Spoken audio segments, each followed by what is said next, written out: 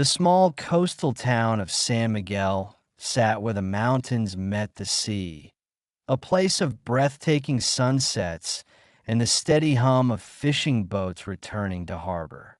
Life here moved at a slower pace.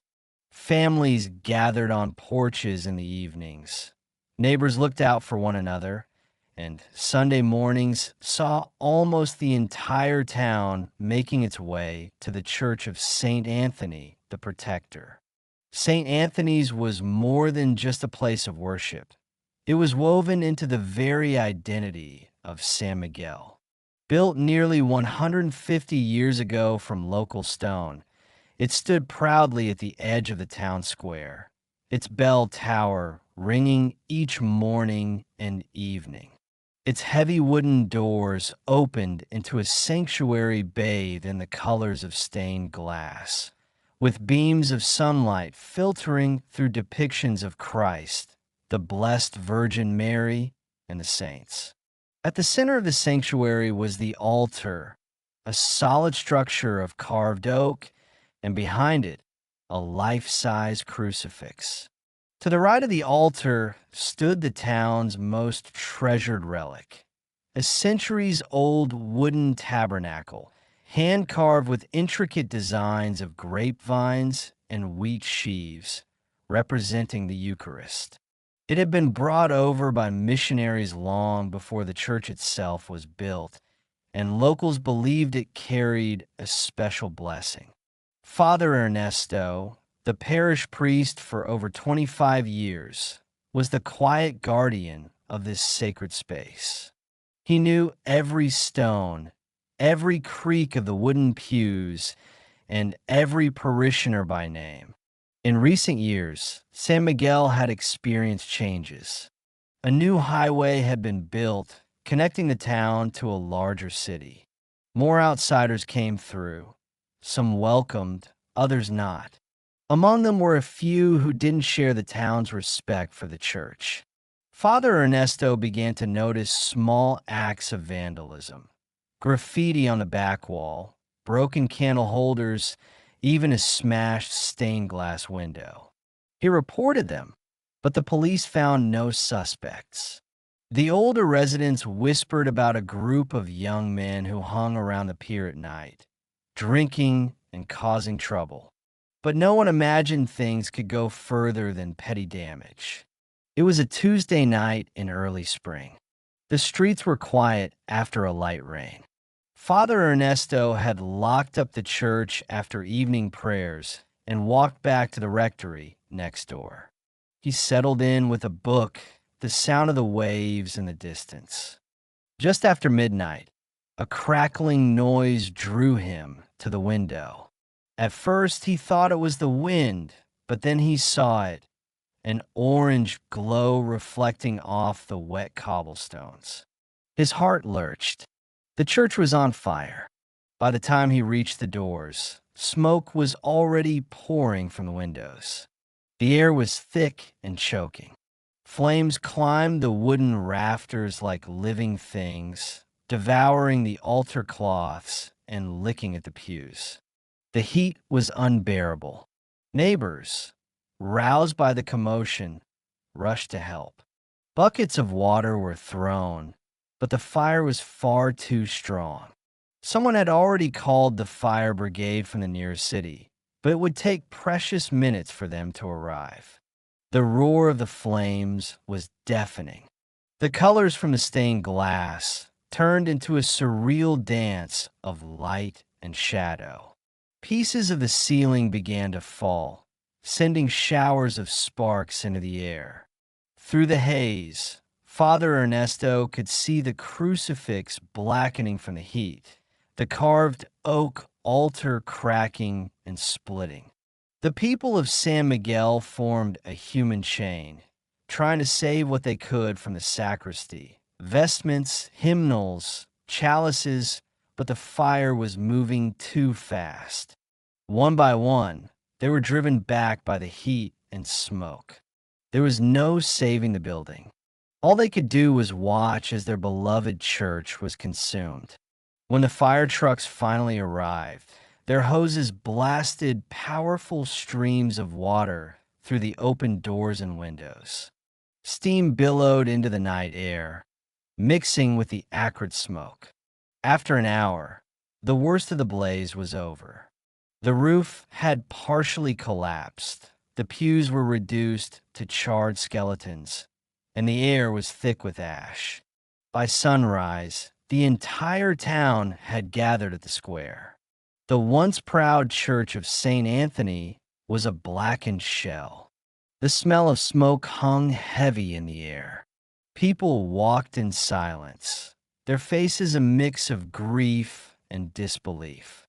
Father Ernesto, exhausted and covered in soot, stood at the doorway. The firefighters had warned him not to enter yet. It was still dangerous. But as the first light of day filtered in, he could see the extent of the damage. Everything was destroyed. The altar was reduced to smoldering fragments. The crucifix was charred beyond recognition. The ceiling beams lay across the sanctuary like fallen giants. And yet, something caught his eye. In the right corner of the sanctuary, surrounded by blackened debris, the wooden tabernacle stood untouched. Not a single scorch mark marred its surface. The varnish gleamed in the morning light as if it had just been polished. The carved grapevines and wheat stalks were as sharp and beautiful as ever. The marble floor around it was cracked and blackened, but the tabernacle itself looked completely unharmed. Word spread quickly through the crowd. People began to weep openly. Some crossed themselves and dropped to their knees. "It's a miracle," someone whispered. "It's impossible that fire destroyed everything." Later that day, the fire chief examined the site. He shook his head in disbelief. "There's no logical reason for this," he told Father Ernesto. "Wood burns. This is wood. It should have gone up like the rest. The heat alone should have scorched it. But it's perfect." When asked if something could have shielded it, he said, "Even if it was covered, it would still be damaged. I've been a firefighter for 30 years, and I've never seen anything like it."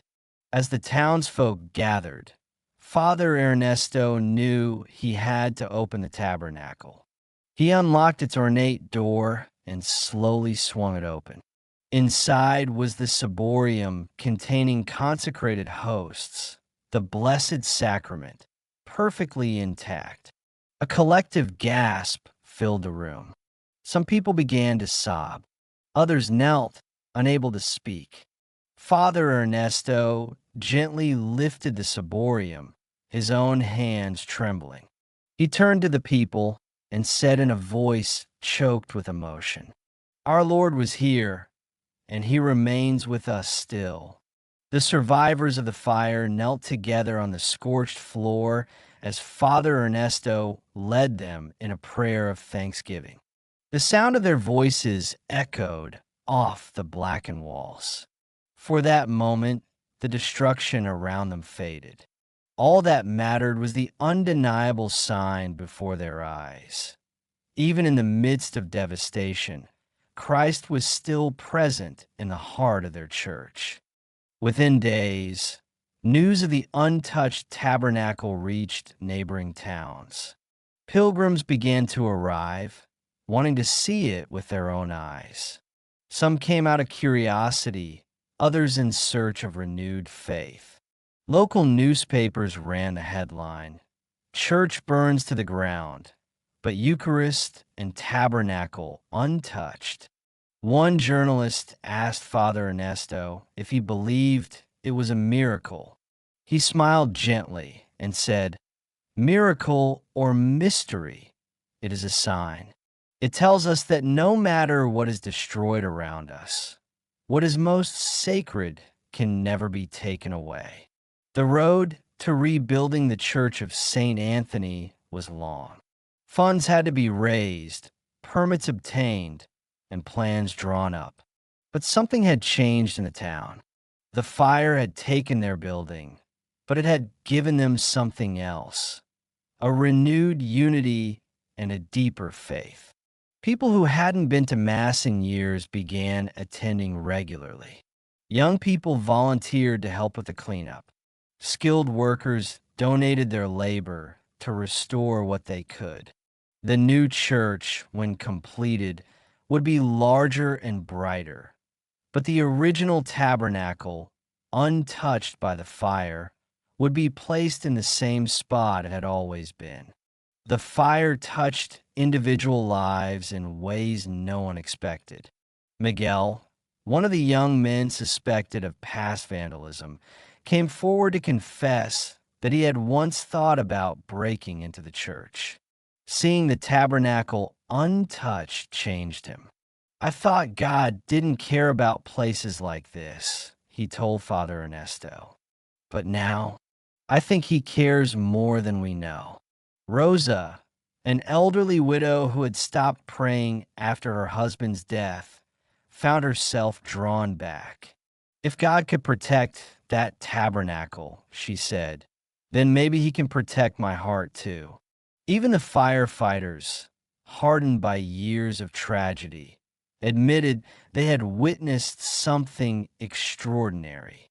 A year later, on the anniversary of the fire, the rebuilt church of St. Anthony was filled beyond capacity. People came from miles away. The Mass was celebrated in thanksgiving for the survival of the tabernacle and the Blessed Sacrament. When the moment came, Father Ernesto invited everyone to approach the tabernacle. Some touched it reverently. Others simply knelt before it in silent awe. The fire had destroyed wood, stone, and glass, but it had also kindled something eternal in the hearts of the people. The story of the untouched tabernacle became part of the living memory of San Miguel.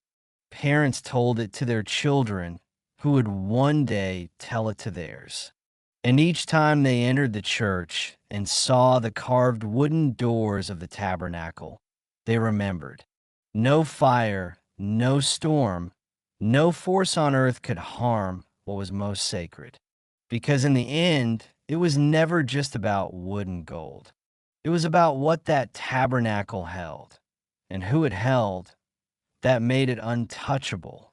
If this story moved you, subscribe to our channel for more miraculous encounters, faith-filled testimonies, and inspiring stories that remind us of God's presence, even in the darkest moments.